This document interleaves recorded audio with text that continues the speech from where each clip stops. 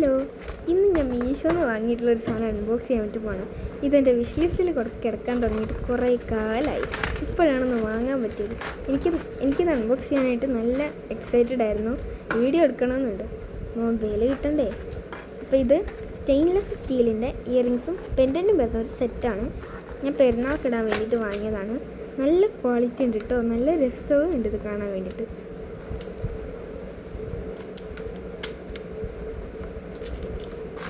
ഇത് ഈ ബാക്കിയുള്ള കവറിലുള്ളത് ലുലുമാളിൻ്റെ അടുത്തുള്ള ഷോപ്പിൽ നിന്ന് വാങ്ങിയതാണ്. ഡാസിൽസ് എന്നാണ് ഷോപ്പിൻ്റെ പേര്.